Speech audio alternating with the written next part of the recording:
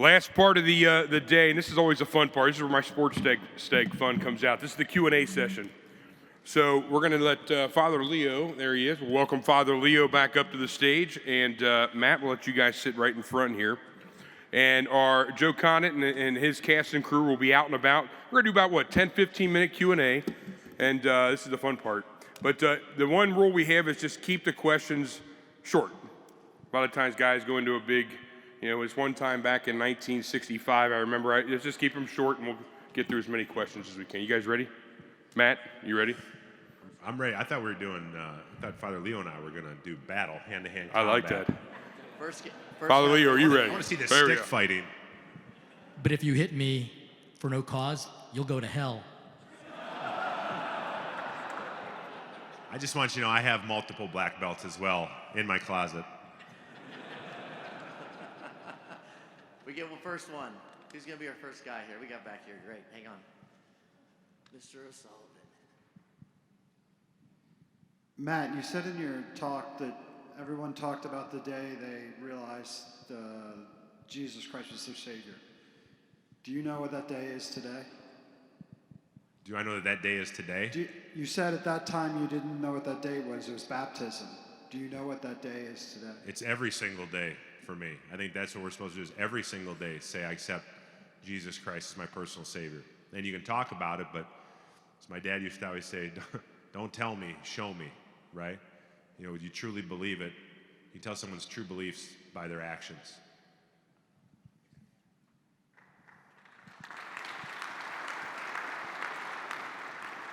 Who was the most important spiritual mentor in each of your lives, and are you mentoring someone yourself? Well, that's a great question. Like I said, God works in funny ways. For me, at the same time I was kind of going through this, I call it my second conversion, is what I've heard somebody much smarter than me call it. I actually built a new house, and I moved next door to a man who was 20 years older than me, and I looked at this guy, and not just who he was, but not what he was, but who he was. I was really attracted to that. I got to know him, and he really helped bring me back. I mean, he was giving me books, and he was very generous by letting me sit on his patio many a nights and smoke cigars and talk to him and ask him questions, much to my wife's chagrin. And so his name's Rich Chapman, and he was just, God put him in my life at the absolute perfect time. Yeah, for me, it really has to be St. John Paul II. I met the man a few times. He used my chalice, so it's a pretty big deal. And I remember going to Mass with him and telling my mom, I went to Mass with the Pope this morning. And she goes, oh, well, I went to Mass with Jesus this morning. So I think what we have to do is remember that ultimately Christ is our inspiration. And as far as mentoring people, I know he mentors 1 million people. I actually work with ex-convicts. I hire them to be part of my mission in the Table Foundation. So hopefully I can be at least of a help to them.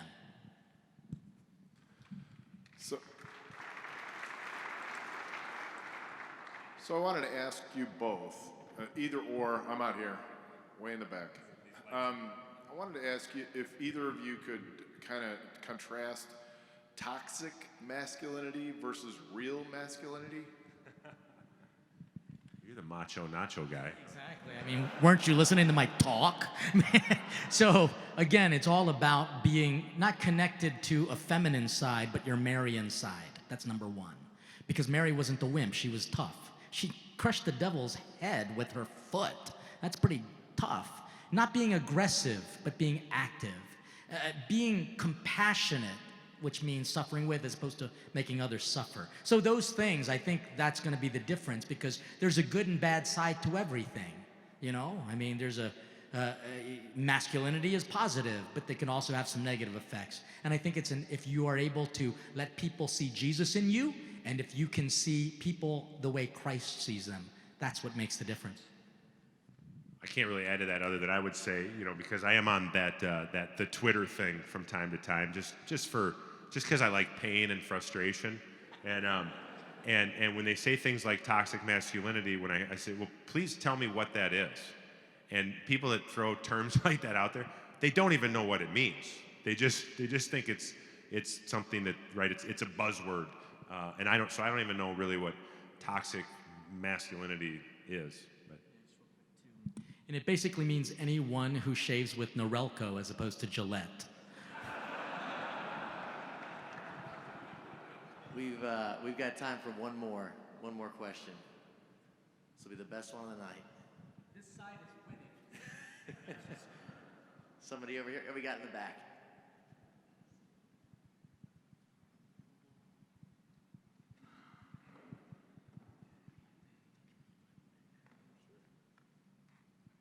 I would just like to know if there is one particular thing either of you go to when you start feeling weak. You both kind of mentioned that, life is hard, even in your positions.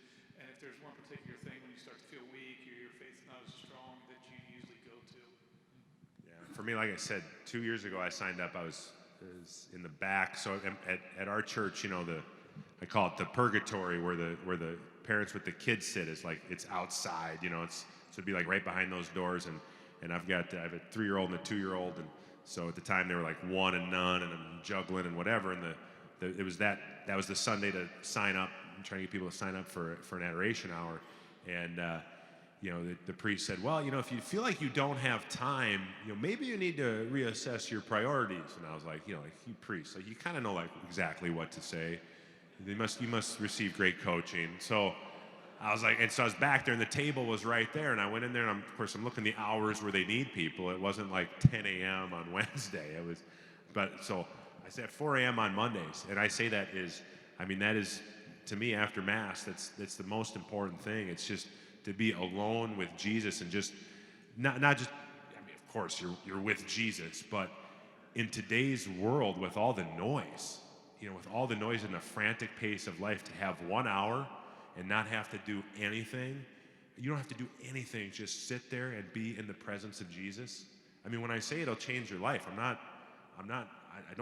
kidding. I'm not lying.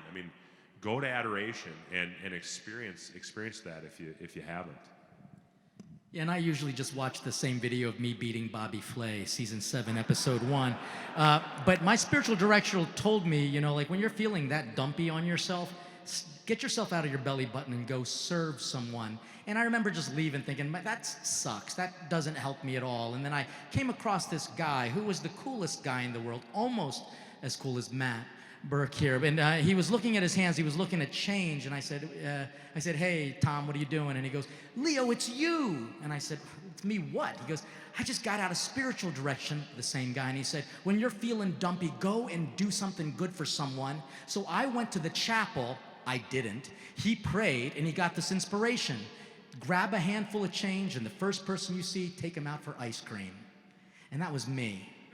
And so it was really great to know that he actually went to Jesus. Jesus told how to get himself out of that funk by serving and doing something kind for somebody else. An act of charity for somebody else is exactly what this world needs, so that we stop self-victimizing.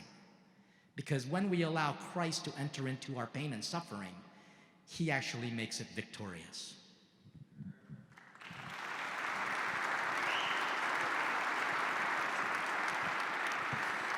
Drop the mic on him.